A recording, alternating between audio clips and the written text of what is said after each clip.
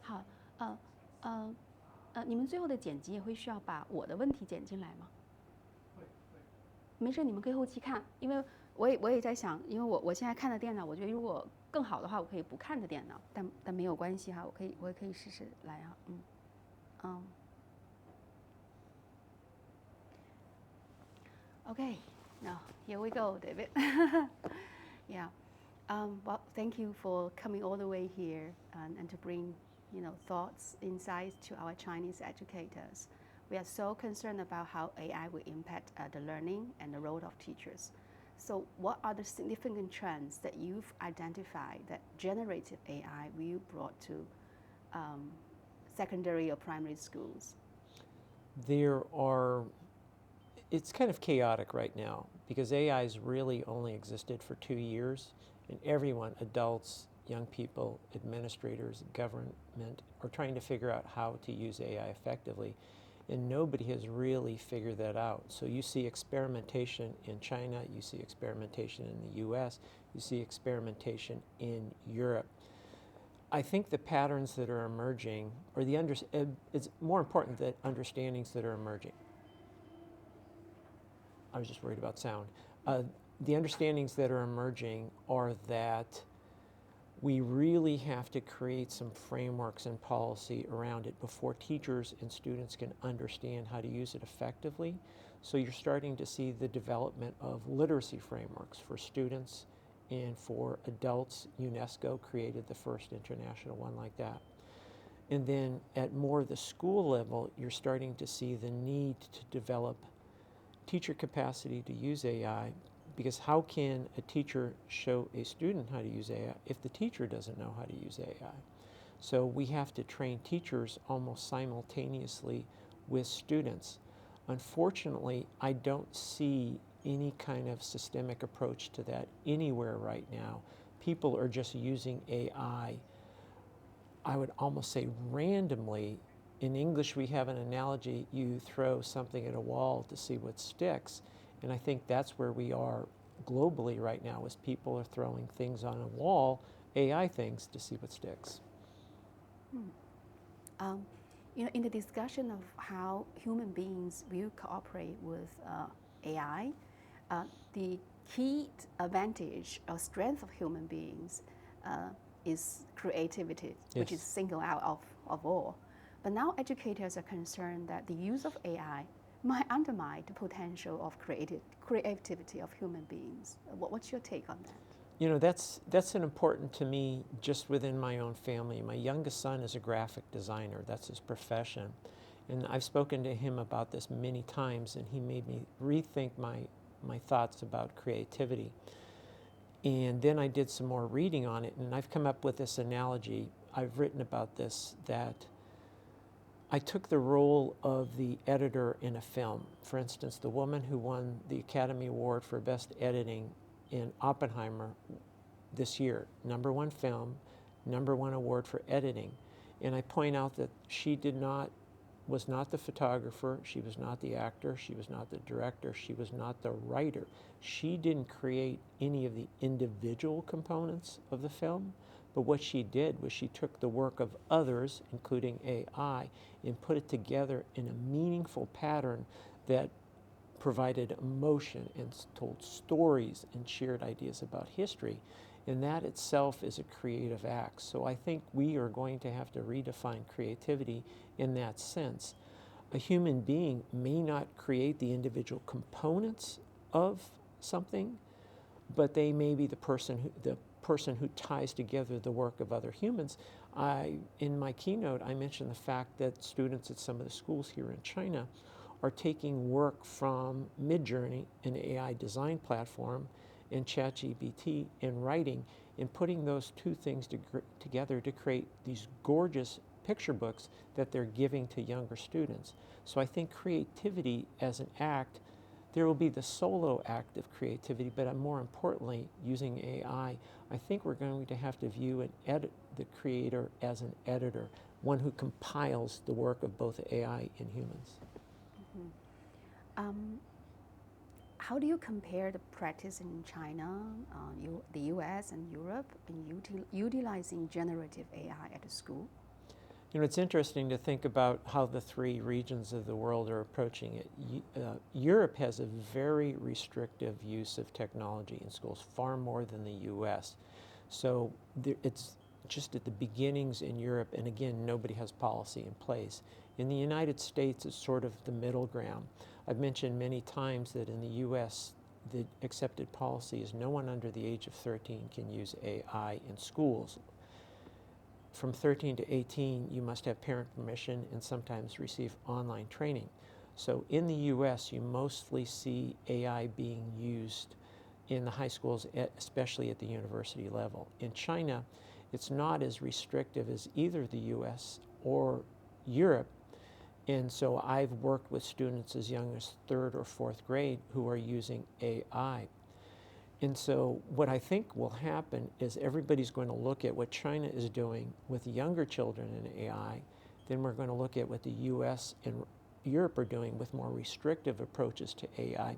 And out of that work, perhaps in a few years, we'll understand what best practices are. But right now, we really don't know. I see. Well, thank you for that information about the legal point of view. Educators are quite curious to learn. Have you identified any best practice that, sorry, let me do that again. Have you identified any best practice in generative AI application?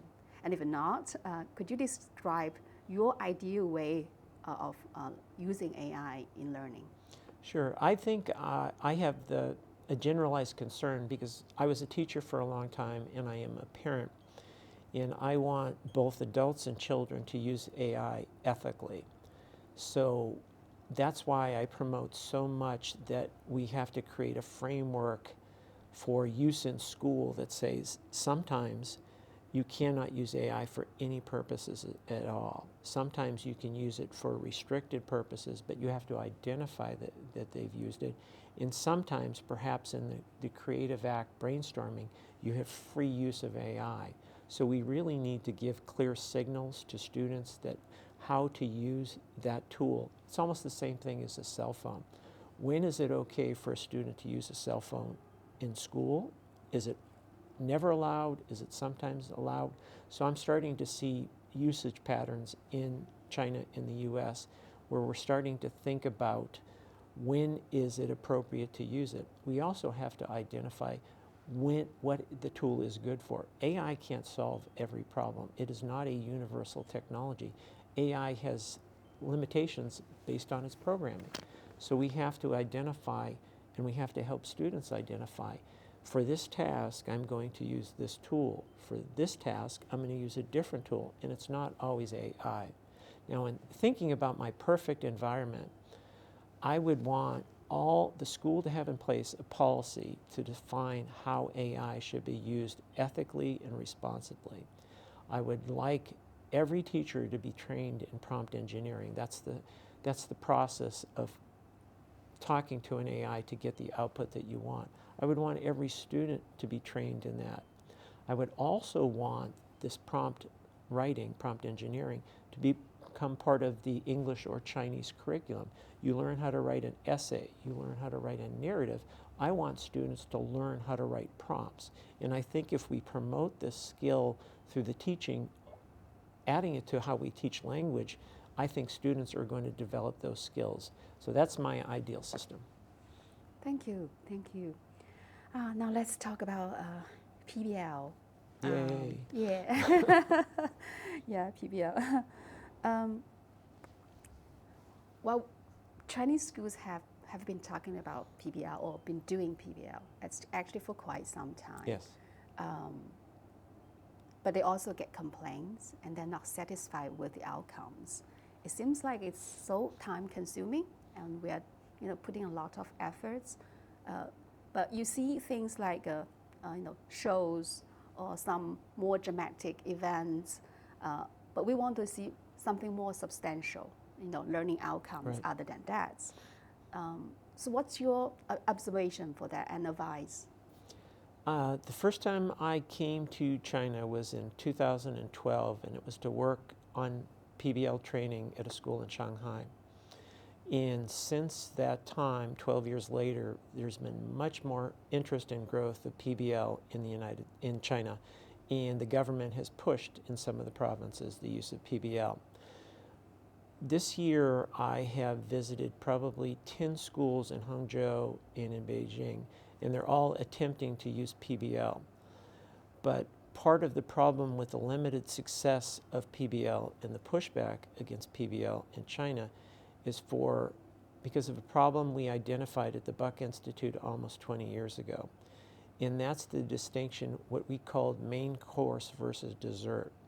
When PBL is not implemented effectively and fully, what you get is dessert, something sweet that disappears in a moment and has no lasting health benefit, meaning academic benefit for a student. When you do PBL main course, it includes your protein, the meat, the vegetables, the starch, all the ingredients you need for nutrition, in the case of PBL, for your brain to develop skills in programming. Overwhelmingly in China and in other countries, I see the dessert model. I was in schools in April, and what I saw was PBL being used in after-school programs for an hour, 1 day a week. That's not implementation of PBL. That will never be effective. That's a dessert-based model. The other problem I see, and this is a problem in the U.S., I've worked in 6 continents doing PBL, is I see a problem with the actual design process. The best way to design a project is a design model called backwards design. You first identify your student outcomes. In the case of student outcomes, what these really are is the national or state curriculum. You identify what your curriculum targets are first, and then you figure out how to show that those targets have been reached. So identify outcomes, create assessments, and the last stage is to create the learning activities that produce the outcome. When people do PBL ineffectively, they start with the design of the learning activities and hope and pray they get to the outcomes. That's a flawed system. You must use a backwards design approach. I believe more and more Chinese teachers are trying to use the backward design methodologies. But in order to make PBL as the main course rather than dessert, doesn't mean that we won't have subject teaching anymore? Oh, no, not at all. And so I've had 3 national initiatives on project-based learning, one in Korea, one in Costa Rica, one in the Dominican Republic. And what we found was, in order for PBL to be implemented effectively, there has to be a policy window that allowed it. Simply telling teachers to use PBL is not a policy window. So in Korea, what we did was they have a free semester in middle school in which there are no national assessments. So the teachers and the parents don't have to worry about these high-stakes tests. So it freed the teachers, it freed the students, and we were allowed to create rigorous, relevant, engaging projects and allowed the students to know how to learn that way and allowed the teachers to know how to teach that way. So this policy freedom from testing allowed the skills of PBL to grow. In the Costa Rica we picked one subject area, they called it informatics, which is basically technical literacy. And we didn't have PBL in all the subject areas, which is hard to do. We only focused on one subject area, and we created model schools in model projects, and then we allowed other schools to observe how PBL was being used in these model schools so that they could take the ideas back to their own school. Because it's crucial to see, I call it a local success model. Nobody's going to believe that PBL will work in China until they see PBL working in China. It doesn't matter if they visit a wonderful school in the US or Europe. It doesn't transfer. They'll only believe it if they see the model work in China. So what we really need to do in China is to create these exemplary schools and create videos of the teachers and students doing good PBL, and then everybody in China will, one, know how to do it and believe that it will work. let me summarize if I understand you right. The other alternatives can be we may deserve a bigger portion of the food. Right. And the second is we start PBL in one single subject teaching as an experiment. Yes. So how would you say the percentage of a school that actually doing PBL as the main course in the US? That's a great question, and this comes up all the time. And what we've seen over the last 30 years is that when you're going to implement PBL in a school, you shouldn't pick the entire school to implement PBL. You should pick one grade level or one subject area, and you should find the teachers or subject area that are interested in doing PBL. Do math last, because it's the most difficult thing to do in PBL. So first, identify a subject area or identify a grade level. The second step is you only require them to do one project per semester in year one. Ordering 3, 4, 5 projects is ridiculous, and it will fail. It's failed everywhere, it will fail here. So subject area, grade level, one project in the semester, a very clear review of what worked or what was wrong in that project, do a second project in the second semester. Then you come back in year 2 and maybe you add another grade level or another subject area, and the people from year 1 do 2 projects. The people from year 1 of the pilot do 1 project. And each year you build capacity by expanding grade levels in subject areas and number of projects. Well, that sounds, good strategy to be lean, to be agile. Mm-hmm. So I want to follow up about the PBL question. So from my point of view, and then also from what you said, that the barrier of implementing PBL is the assessment. So we have entrance exam for high schools in China and entrance exam for college. And if the assessment is more PBL-like, will that be a great leap for student learning a PBL way instead of have like a SAT? Or in China, we have all, the Gaokao. Gaokao, every subject in a standardized test. Right. So over the last 25 years, there's been a series of research studies. The George Lucas Educational Foundation did significant research in the state of Washington on the efficacy of PBL. University of Michigan has done extensive studies on the efficacy of PBL in terms of standardized tests. And what it has shown is students will not necessarily score higher, but they won't score lower. But the long-term outcome is the retention of information. Is the data shows that when they learn through PBL, they retain the information. So it's what a country or system values. Do you want a quick down and dirty score on a test and the student forgets the information the next day? Or do you want long-term retention of that information and the ability to apply that information? So it depends on your value system. Now, it's easy for me as an American to say that. I've worked in China for a long time. I've worked in Korea for a long time. And you have to account for the reality of these standardized tests. You also have to account for the reality of parents. Because the parents may say, I want my student to be engaged and happy, and I want the curriculum to focus on my student, but they'd better get a high test score. So you've got this intense pressure in Asian countries that you really don't find in the US. And the last piece I'll address that is one of the barriers to PBL is students working in groups. What every student, what every parent will tell you is that you put my smart kid in with a bunch of lazy kids, and my student will do all the work, and the lazy kids get a free meal out of the process. That's not about PBL. That's about the design of groups and group works and accountability. So we have to teach teachers how to effectively design groups, how to effectively assess groups, how to effectively manage groups, and to make every student accountable. Otherwise, group work at the center of PBL makes all of PBL fail. Well, David, you've been doing PBL, advocating PBL, educating educators do PBL for 30 years. How will you evaluate the progress, at least in the US, among the schools, that how PBL is advancing for the 30 years? That's a good question as well. In 2017, the Hewlett Foundation funded a research project when I was working in Washington at P21. And we were asked to survey to determine how widespread the use of PBL was in 2017. And we found about 14% of the US schools were doing what I would call main course PBL. So obviously not a high penetration level. Part of the problem is the standardized tests that you have mentioned.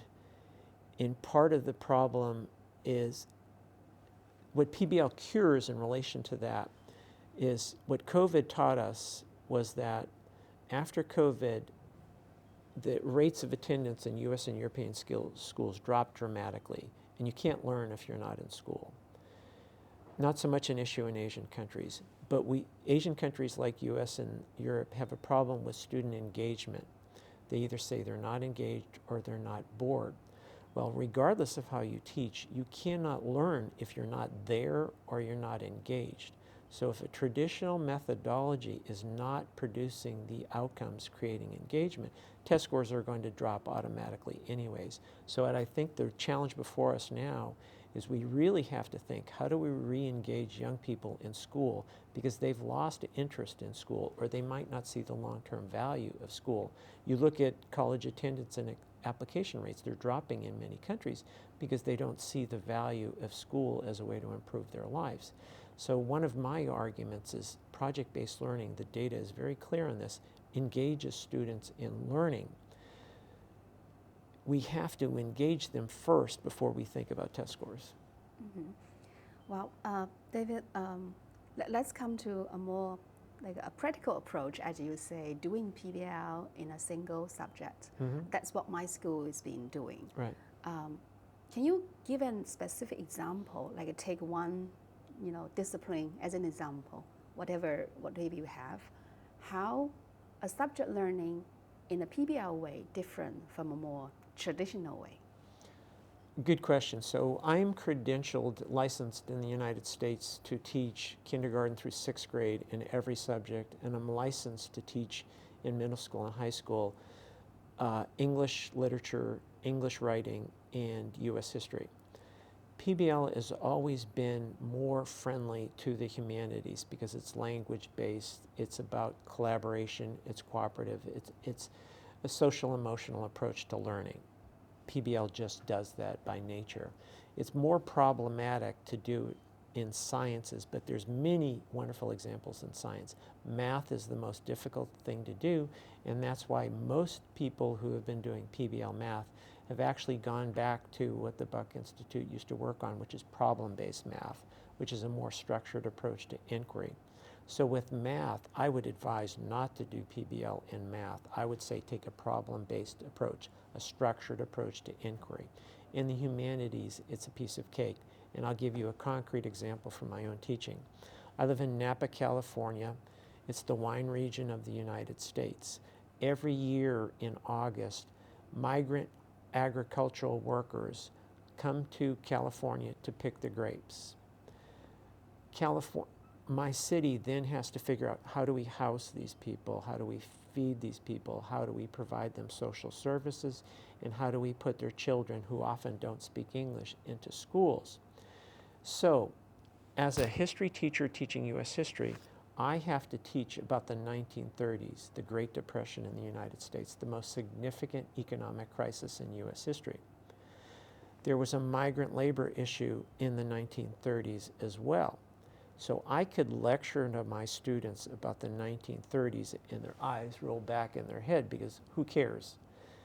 But what I did was I said, I'm going to break you into groups and I want you to research what migrant work looks like in Napa right now. When you go to the hospital, you see migrant families and children. When you're in your classes, next to you might be a migrant child. When you go to the supermarket, you might see a migrant student.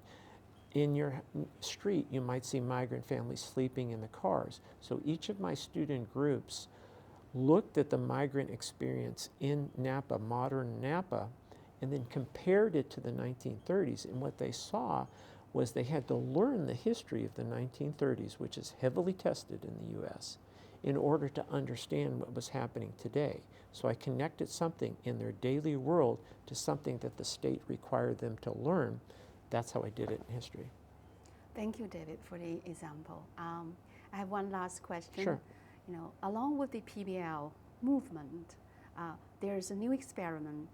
The key word is big ideas or big concepts or core concepts. Teachers are encouraged to design the curriculum, to design the course around the core concept or based on the key concepts. And that create new problems, whenever we are advancing to something seemingly better, we get stuck. It's really hard for us to understand how we can organize the whole learning based on these key concepts, and how can we assess that the students to get it. Sure. Do you have any advice on that? That style of teaching came out of the work of Grant Wiggins and Jay McTighe in Understanding by Design. So they wanted essential ideas and key ideas. And I worked with them on developing a PBL version of what that is. And so according to these guys, is what you should do is first identify these big ideas. And that's sort of an umbrella that structures your curriculum as well. But then you have to operationalize that big idea. As a PBL guy, what I would do is I would take that big idea and then analyze my national curriculum or my state curriculum and see where does my curriculum touch and reach and expand upon that big idea. And then I would just follow the standard project-based learning pathway there. One of the problems with this model is teachers haven't been trained how to identify these big ideas. So in the United States, there's a movement in some states. So U.S. history teacher in California, I have 79 different curriculum standards that I have to cover. 180 days, 79 standards. That's almost impossible. So what California and some states have done is group these standards into what they call power standards, meaning one of the big concepts. And that project I referenced earlier about the 1930s is such a big idea. How did the social change and revolution in the 1930s shape our modern world? That's a big idea. Then I looked at the standards specific to the 1930s, and I attached those standards to that big idea. So there has to be some curriculum design work, usually at the group or department or school level, and everybody should be involved. Let's sit down, let's look at our curriculum and identify these big ideas. Step 2 is let's look at the details of our curriculum and then tag them to these big ideas, and then we'll use that to create projects and lessons. One follow-up question regarding the big ideas, because this was becoming more popular. Right. And then teachers start to realize that IB use big ideas in a more PBL way of learning. And so IB becomes more popular. Right. So is there advantages that you can identify of the IB curriculum or framework? It's just something, IB school is not so common in China. Right. So can you tell something more about that? Sure, I've worked with IB as well, and to backtrack on that, there's sort of a continuum of how PBL is. There's a Chinese-American scholar, Yang Zhao, who wrote a book called World-Class Learners about 10 years ago. And he was one of the first people to write about this. And on one end of the spectrum are styles of learning called discovery learning. And the high-tech high model in San Diego is very much an exemplar of that. It's a school that focuses on group work and inquiry first, big ideas, and less so about curriculum and national standards. And the goal is for the students to produce beautiful work. Does it always align with the national curriculum? No. Does it always produce really high test scores? No. So that's on one end of the spectrum.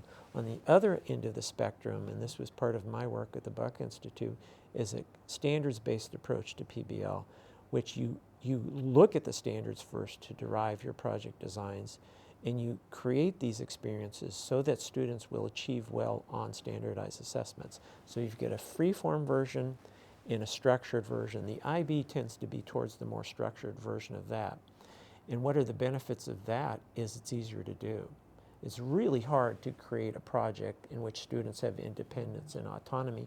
In some places, it's culturally impossible to do that kind of work. Your teachers, your parents might not want it. Your teachers might not be equipped to do that. So the IB model and the Buck Institute model, because of the highly structured nature of those, are much easier to implement. Teachers are given projects rather than tasked with creating projects as well. And that speaks to one of the biggest problems of PBL and why I advocate AI so heavily, is the hardest thing to do is to write a project. Teachers can be good teachers and poor instructional designers.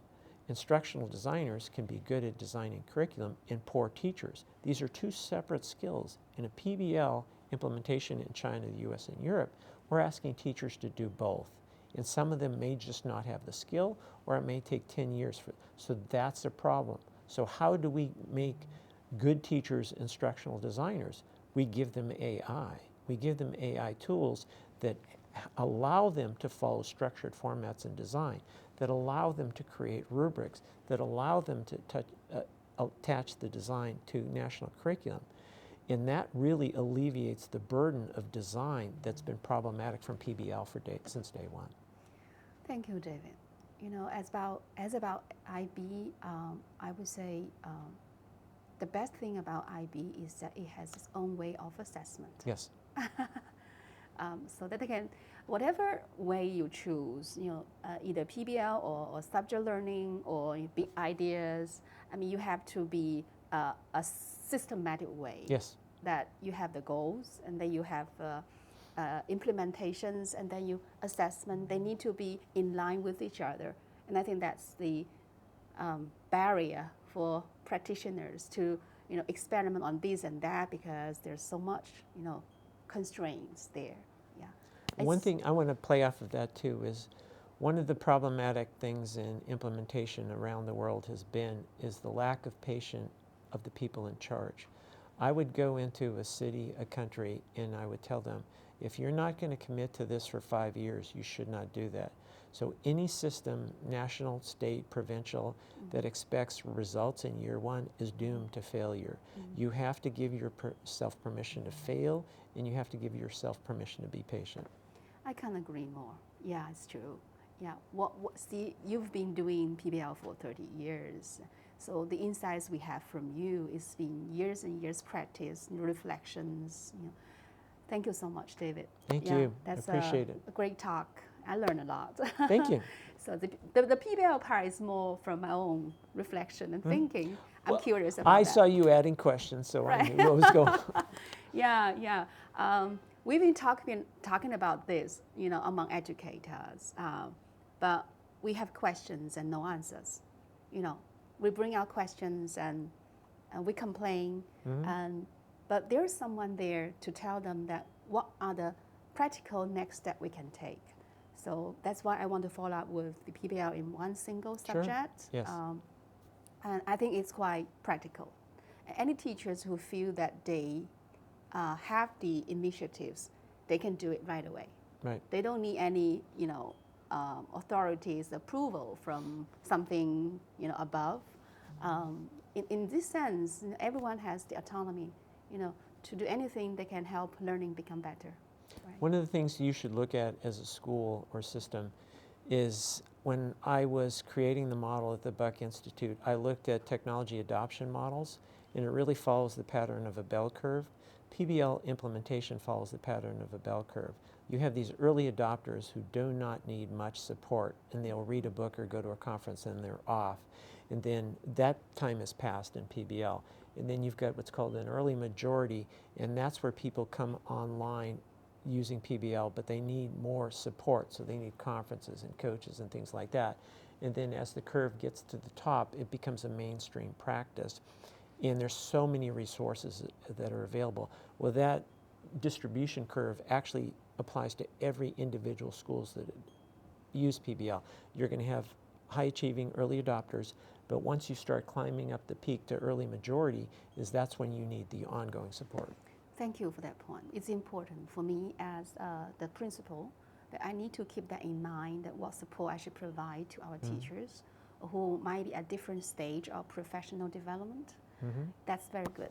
Thank you so much, Of course. David. Thanks. Okay, now you are